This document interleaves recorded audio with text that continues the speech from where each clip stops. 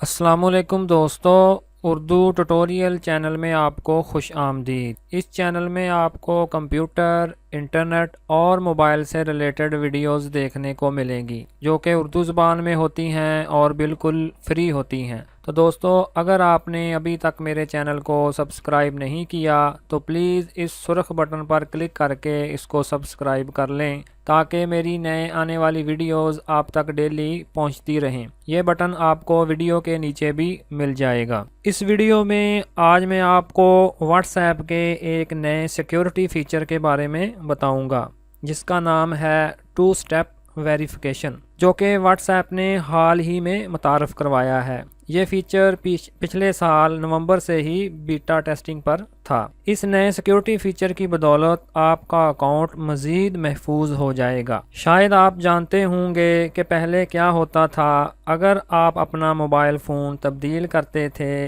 लेकिन इसमें सिम वही पुराने नंबर वाली लगाकर व्हाट्सएप दोबारा इंस्टॉल करते थे तो व्हाट्सएप सिर्फ मोबाइल नंबर की तस्दीक करके आपको लॉगिन कर देता था। लेकिन अब 2 स्टेप वेरिफिकेशन के ऑन होने पर सिर्फ मोबाइल नंबर की तस्दीक ही काफ़ी नहीं होगी, बल्कि आपको 6 हिस्सों का खुफिया कोड भी फ्राहम करना होगा। तभी जाकर आप अपने नए मोबाइल फ़ोन पर अपना व्हाट्सएप अकाउंट खोल पाएंगे। इस फीचर को इस्तेमाल करने के लिए आपके पास व्हाट्सएप का लेटेस्ट वर्जन इंस्टॉल होना चाहिए और ये फीचर ऑप्शनल है, यानी अगर आप चाहें तो इसको इस्तेमाल कर लें, चाहें तो ना करें। लेकिन अगर आप अपने व्हाट्सएप को हैक होने से बचाना चाहते हैं तो फिर आपको ये फीचर लाजमी ऑन कर लेना चाहिए। तो चलें जी, सीख लेते हैं कि इस नए सिक्योरिटी फीचर को कैसे ऑन किया जाता है।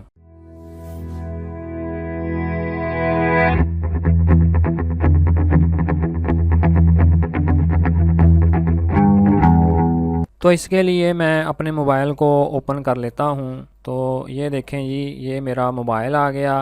अब इसमें से मैं व्हाट्सएप को ओपन कर लेता हूं। तो ये देखें जी, मैंने व्हाट्सएप पर क्लिक करके उसको ओपन कर लिया। और अगर आप इधर ऊपर गौर करें तो ये 3 डॉट्स वाली ऑप्शन आपको नज़र आ रही होगी, इस पर क्लिक कर दें और फिर सबसे नीचे सेटिंग्स पर क्लिक कर दें। ये देखें जी, मैंने सेटिंग्स पर क्लिक कर दिया तो मेरे अकाउंट की सेटिंग मेरे सामने आ गई। और फिर इसके बाद सबसे पहली ऑप्शन अकाउंट, इस पर क्लिक करें। ये देखें जी, मैंने उस पर क्लिक कर दिया और इधर अगर आप नीचे देखें तीसरे नंबर पर 2 स्टेप वेरिफिकेशन वाली ऑप्शन सामने आ गई। तो इस पर क्लिक करके इसको ओपन कर लें। तो ये देखें जी, ये ऑप्शन ओपन हो चुकी है। और अब इसके बाद सिंपली नीचे अनेबल वाले बटन पर क्लिक कर दें। तो ये देखें जी, मैंने इस पर क्लिक कर दिया और उससे नेक्स्ट हमें वो 6 हिस्सों का कोड पूछ रहा है जो कि आप अपनी मर्ज़ी से इधर लगा सकते हैं। लेकिन कोड इतना आसान नहीं होना चाहिए और इतना मुश्किल भी नहीं होना चाहिए कि आपको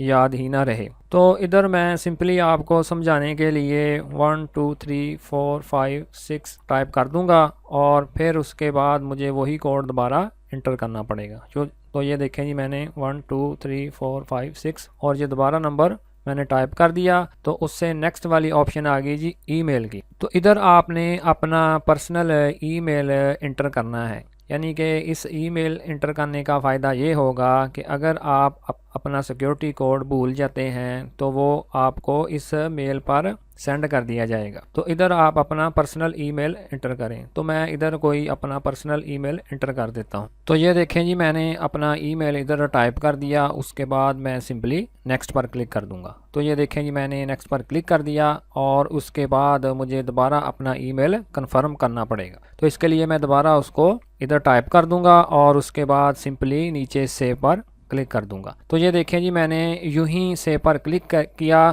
तो 2 स्टेप वेरिफिकेशन वाली ऑप्शन हमारे व्हाट्सएप पर ऑन हो गई। और अब इसके बाद मैं सिंपली डन पर क्लिक कर दूंगा। तो ये देखें जी, मैंने डन पर क्लिक कर दिया।